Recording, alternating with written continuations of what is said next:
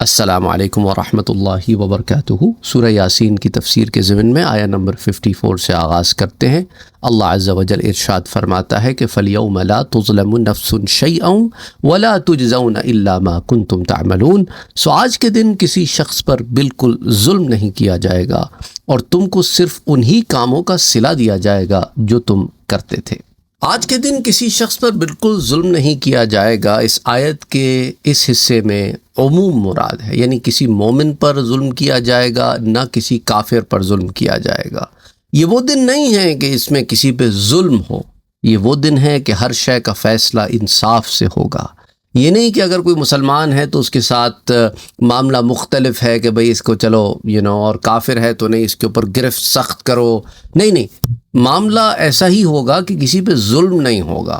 اور کفار کو جو عذاب دے گا وہ اس کا عدل ہے، سو وہ کسی پہ ظلم نہیں فرمائے گا۔ اور یاد رکھیں،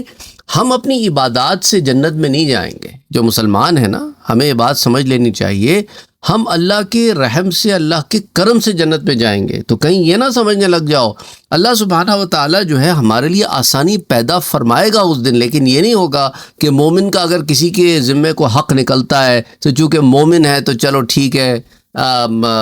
عدل کا معاملہ نہیں ہے۔ نہیں، اگر مسلمان بھی کسی کا حق مارے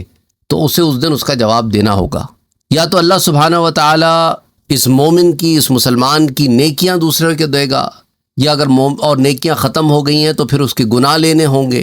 یا پھر معاملہ ایسے ہوگا کہ اللہ سبحانہ و تعالیٰ اس مسلمان کی بہاف پہ دوسرے شخص کو راضی فرمائے گا کہ دونوں کو جنت میں داخل کرنے کا اگر اس نے ارادہ فرما لیا ہو۔ لیکن یاد رکھیں کہ اگر کسی مسلمان نے کسی کافر کا حق مارا ہے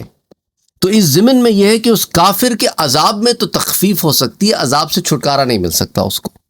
کیونکہ کافر کا جنت میں کوئی کام نہیں ہے، مشرک کا جنت میں کوئی کام نہیں ہے، دہریے کا جنت میں کوئی کام نہیں ہے۔ تو اس لیے یہ بات اچھی طریقے سے سمجھ لیں کہ جو ایمان والا ہے وہ اپنے ایمان کی وجہ سے ایونچولی تو جنت میں جا سکتا ہے، پر غیر مومن جنت میں ہرگز نہیں جا سکتا۔ اور جہاں تک وہ لوگ جن کا آپ کہتے ہیں کہ انہوں نے بڑے اچھے کام کیے ہیں، تو یاد رکھیں وہ اچھے کام انہوں نے کیے کس کے لیے ہیں۔ اگر کسی اپنے گاڈ کے لیے کیے ہیں تو اللہ کے لیے تو نہیں کیے نا۔ اچھا، اور آپ کہیں گے نہیں وہ بھی اللہ پہ ایمان رکھتے تھے لیکن اللہ پر بھی ایمان رکھتے تھے کا کیا معنی ہے؟ اچھا، پھر اگر آپ کہیں گے نہیں اللہ پر ہی ایمان رکھتے تھے لیکن پھر اللہ کے بھیجے ہوئے پیغمبروں کا انکار کرتے تھے، تو پھر اللہ کا انکار تو ہو گیا نا، کفر تو ثابت ہو گیا ان کا۔ اس لیے یاد رکھیں کہ جنت ہے صرف ایمان والوں کے لیے۔ تو اس دن کسی کے ساتھ حق تلفی نہیں ہے، کسی کے ساتھ ظلم نہیں ہے۔ اچھا، اس آیہ مبارکہ کے دوسرے حصے میں فرمایا اور تم کو صرف انہی کاموں کا صلہ دیا جائے گا جو تم کرتے تھے۔ تو بعض مفسرین نے کہا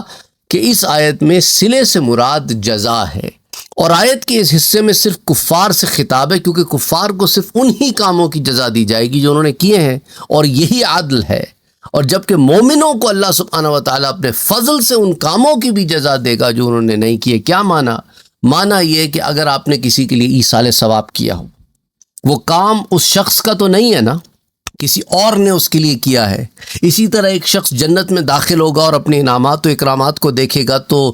اس کے ذہن میں سوال آئے گا، وہ پوچھے گا کہ میری تو اتنی نیکیاں نہیں تھیں جتنا مجھے اجر ملا ہے، تو اسے بتایا جائے گا یہ تیری اولاد کی دعا ہے جو تیرے حق میں کی گئی تیرے مرنے کے بعد، نتیجتاً تجھے تیری جنت میں سارے معاملات عطا ہوئے ہیں۔ تو اسی طرح غلام رسول سعیدی صاحب رحمۃ اللہ علیہ فرماتے ہیں کہ کفار کو آخرت میں کسی نیکی کی جزا نہیں دی جائے گی، کیونکہ ہر نیکی کے مقبول ہونے کی شرط ایمان ہے، اور بغیر ایمان کے کسی شخص کا کوئی نیک عمل قبول نہیں ہوگا۔ اچھا، اکثر لوگوں کو یہ بات کلک نہیں کرتی، کہتے مطلب یار کام تو اچھا ہے نا۔ میں آپ کو اس کی ایک ایگزامپل دیتا ہوں، میں پہلے بھی ایگزامپل دے چکا ہوں لیکن اگر آپ کو یاد نہ ہو یا آپ نے سنی نہ ہو، مثال کے طور پر آپ کمپنی میں کام کرتے ہیں، ٹھیک ہوگی بات۔ مثال کے طور پہ آپ کام کرتے ہیں ٹوئیٹا میں، جب آپ کی سیلری کا دن آئے گا، تنخواہ کا دن آئے گا، تو کیا آپ ہونڈا کے دفتر جا کے سیلری کلیکٹ کر سکتے ہیں؟ کیا خیال ہے، آپ جب وہاں پہ جائیں گے سیلری کلیکٹ کرنے کے لیے تو وہ آپ کے ساتھ کیسا برتاؤ کریں گے ہونڈا والے، جبکہ آپ سارا کام ٹوئیٹا میں کرتے رہے ہیں؟ وہ آپ کو سیلری نہیں دیں گے بلکہ دھکے دے کے باہر نکال دیں گے کہ دماغ خراب ہو گیا ہے۔ یہی معاملہ ہے، جب انہوں نے کام اللہ کے لیے کیا ہی نہیں میں مثال سے اس لیے سمجھا رہا ہوں تاکہ یہ بات ذہن میں سمجھ فٹ ہو جائے. جب اللہ کے لیے کام نہیں کیا، اللہ پہ ایمان ہی نہیں لائے جیسا کہ ایمان لانا چاہیے تھا، تو پھر اللہ سے جزا کے طالب کیوں ہیں؟ جاؤ انہی سے لو جن کے لیے تم کام کرتے پھرتے تھے. جیسا کہ دیکھیں نا، قرآن کریم میں سورہ النحل میں اللہ سبحانہ و تعالیٰ ارشاد فرماتا ہے کہ بھئی دیکھو، من عمل صالحا من ذکر او انثی، کوئی مرد ہو کوئی عورت ہو، ڈزنٹ میٹر، جس نے بھی نیک کام کیا ہو، وَهُوَ مُؤْمِنٌ، لیکن شرط یہ ہے کہ ایمان والا ہو، تو ہم اس کو ضرور پاکیزہ زندگی عطا فرمائیں گے، اور اس کے نیک اعمال کا اس کو ضرور اچھا اجر عطا فرمائیں گے. تو سورہ النحل کی آیت 97 میں تو بالکل معاملہ کھل کے سامنے آ گیا. اچھا، کفار جو اچھے کام کرتے رہیں انہیں ان کا ریٹرن دنیا میں ہی دے دیا جاتا ہے، کبھی ان کے لیے آسانی کر کے، کبھی ان کی موت میں آسانی کر کے، کبھی کوئی بیماری ٹال کے، کبھی ان کی اولاد کے لیے کوئی اچھائی کر کے، کبھی دیگر ان کے لیے زندگی، جو دنیا کی زندگی، اس میں آسانیاں کر کے ان کی اچھائیاں انہیں یہیں لوٹا دی جاتی ہیں. مومنین کے لیے آپ دیکھیں گے کبھی موت میں سختی آتی ہے، وہ اس لیے آتی ہے کہ یہ بھی اللہ کا ایک کرم ہوتا ہے مومن پر، اس کے کوئی گناہ اگر رہ گئے ہو نا تو موت کی سختی کی وجہ سے دھل جاتے ہیں، کیونکہ مومن کو اگر کانٹا بھی چبھے تو اس پہ اس کو اجر ملتا ہے. تو موت کی سختی اس کے گناہوں کو مٹانے کا سبب بن جاتی ہے. اور یاد رکھیں، اللہ مومنوں کو اپنے فضل سے بعض ان کاموں کا بھی اجر عطا فرمائے گا جو انہوں نے نہیں کیے. میں آپ کو ایک حدیث مبارکہ، بلکہ چند احادیث مبارکہ بتاتا ہوں. حضرت عقبہ بن عامر رضی اللہ تعالیٰ عنہ بیان کرتے ہیں کہ نبی اکرم صلی اللہ علیہ وآلہ وسلم نے فرمایا کہ جس دن بھی کوئی عمل ہو، اس دن کا اختتام اسی عمل پر کیا جاتا ہے. پس جب مومن بیمار ہو تو فرشتے کہتے ہیں کہ اے ہمارے رب، تو نے اپنے فلاں بندے کو بیماری میں قید کر لیا ہے، تو رب فرماتا ہے اس بندے کا صحیفہ اعمال اسی عمل پر مکمل کرو حتیٰ کہ وہ تندرست ہو جائے یا فوت ہو جائے. مسند امام احمد کی روایت ہے، معجم الکبیر میں بھی آتی ہے، شرح السنہ میں بھی آتی ہے. امام احمد اور امام طبرانی کی سند میں ابن لہیعہ ہے، جس کو کہتے ہیں کہ وہ ضعیف راوی ہیں، لیکن امام بغوی نے کہا ہے کہ اس کی سند درجہ صحیح کو پہنچتی ہے. اچھا، اسی طرح حضرت عبداللہ ابن عمر رضی اللہ تعالیٰ عنہ بیان کرتے ہیں کہ نبی صلی اللہ علیہ وسلم نے فرمایا کہ جس شخص کے جسم میں کوئی مرض پیدا ہوتا ہے تو رب تعالیٰ اس کے صحیفہ اعمال لکھنے والے فرشتوں کو حکم دیتا ہے کہ میرا بندہ جب تک میرے مسلط کیے ہوئے مرض کی قید میں اس کے نیک عمل کو ہر روز لکھتے رہو. کیا معنی کہ بھئی تکلیف میں، بیماری میں ہے نا مومن، اب وہ نیکیاں نہیں کر پا رہا جو عام دنوں میں صحت میں کرتا تھا. اگر باقاعدگی سے سورہ یاسین کی تلاوت کرتا تھا، سورہ ملک کی تلاوت کرتا تھا، باقاعدگی سے نوافل پڑھتا تھا، تہجد گزار تھا، کوئی اور نیک کام کرتا تھا، وہ اس کے نامہ اعمال میں لکھتے رہو، کیونکہ بیماری کی وجہ سے نہیں کر پا رہا نا، لیکن لکھو کہ آج بھی کیے ہیں. اور بیماری میں ہے، جو تکلیف میں ہے، تو اس کا اجر بھی لکھتے رہو. سبحان اللہ. تو یہ روایت مسند امام احمد کی ہے، اور اس کی سند درجہ صحیح کو پہنچتی ہے. اور اسی طرح جو ہے اسے امام حیثمی نے مجمع الزوائد اور امام بزار اور امام طبرانی نے بھی روایت کیا ہے. اچھا، اسی طرح عبداللہ ابن عمر رضی اللہ تعالیٰ عنہ بیان کرتے ہیں کہ حضور اکرم صلی اللہ علیہ وآلہ وسلم نے ارشاد فرمایا کہ بے شک جب کوئی بندہ اچھے طریقے سے عبادت کرتا رہا ہو، پھر وہ بیمار ہو جائے، تو جو فرشتہ اس پر مقرر کیا جاتا ہے اس سے کہا جاتا ہے کہ یہ بندہ اپنی صحت کے دنوں میں جو عمل کرتا تھا، اس کے یہ عمل کو اب بھی لکھتے رہو، کہ گویا اب بھی کر رہا ہے. مسند امام احمد کی روایت ہے، حدیث 6909، اور اس کی سند درجہ حسن کو پہنچتی ہے. اسی طرح ابو الاشعث بیان کرتے ہیں کہ وہ مسجد دمشق کی طرف جا رہے تھے کہ راستے میں ان کی ملاقات شداد بن اوس انصاری رضی اللہ تعالیٰ عنہ سے ہوئی، اور ان کے ساتھ الصنابحی بھی تھے. تو میں نے ان سے پوچھا کہ آپ دونوں کہاں جا رہے ہیں؟ تو انہوں نے کہا کہ بھئی ہمارا ایک بھائی مصر سے یہاں آیا ہوا ہے، ہم اس کی عیادت کے لیے جا رہے ہیں. میں بھی ان کے ساتھ گیا، حتیٰ کہ ہم اس شخص کے پاس گئے. ان دونوں نے اسے پوچھا کہ بھئی تمہارا کیا حال ہے؟ اس نے کہا مجھ پر صبح سے اللہ کا انعام ہے. حضرت شداد نے کہا تمہیں اپنے گناہوں کے کفارے کی بشارت ہو اور اپنے گناہوں کے ساقط ہونے کی، کیونکہ میں نے حضور اکرم صلی اللہ علیہ وآلہ وسلم کو یہ فرماتے ہوئے سنا ہے. اللہ ارشاد فرماتا ہے جب میں اپنے بندے میں سے کسی مومن بندے کو کسی مرض میں مبتلا کرتا ہوں اور وہ میری آزمائش پر میری حمد کرتا ہے، تو میں فرشتوں سے کہتا ہوں کہ تم اس کی صحت کے دنوں میں اس کا جو اجر لکھتے تھے، اب بیماری کے دنوں میں بھی اس کا وہی اجر لکھتے رہو. اللہ اکبر. مسند امام احمد کی روایت ہے، المعجم الکبیر میں بھی آتی، حدیث 7136، السلسلۃ الصحیحہ جو البانی صاحب کی ہے اس میں بھی یہ روایت آتی ہے حدیث 1611، اور اس حدیث کے راوی ثقہ ہے۔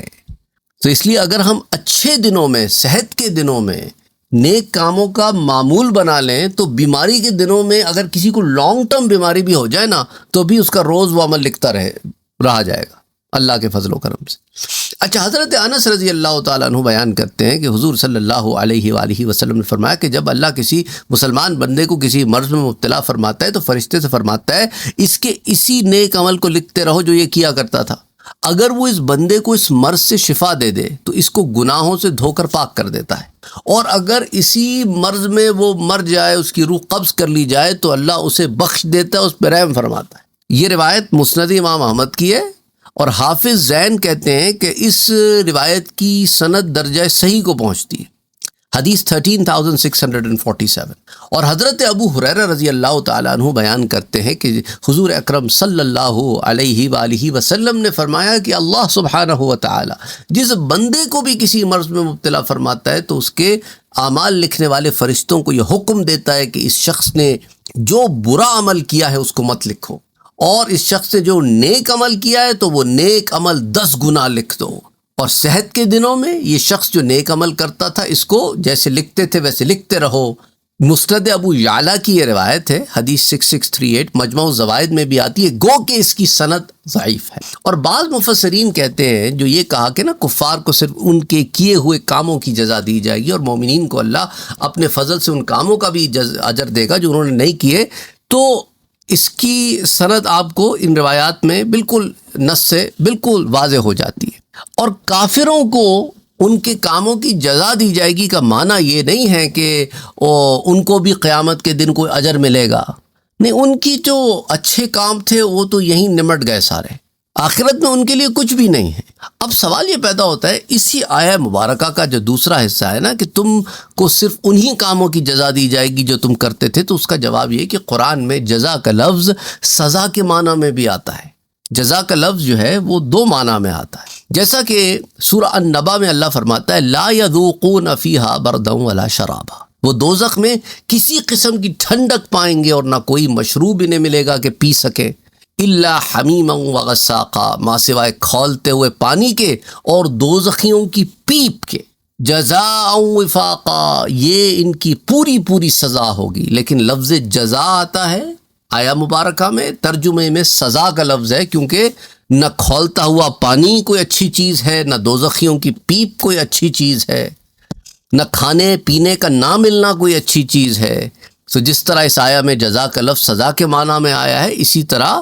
ولا تجزون الا ما کنتم تعملون میں بھی جزا کا معنی سزا ہی کے معنی میں آیا ہے، ولا تجزون الا ما کنتم تعملون، یعنی اللہ کفار سے فرما رہا ہے کہ پس آج کے دن تم پر بالکل ظلم نہیں کیا جائے گا اور تمہیں صرف انہی کاموں کی سزا دی جائے گی جو تم دنیا میں کرتے تھے۔ یہ نہیں ہوگا کہ تمہارے کفر کے سبب وہ گناہ بھی تمہارے سر ڈال دیے جائے جو تم نے کیے ہی نہیں، ایسا نہیں ہوگا۔ جو کام تم نے کیے ہیں اس کی سزا دی جائے گی، اور جو کام تم کر کے آئے ہو وہی ایسے ہیں کہ اس کی سزا ہی ایسی ہے کہ بس پوچھو مت۔ لیکن مومنوں کو ان کاموں کا بھی اجر و ثواب دیا جائے گا جو انہوں نے نہیں کیے، جیسا کہ میں نے آپ کو بتایا،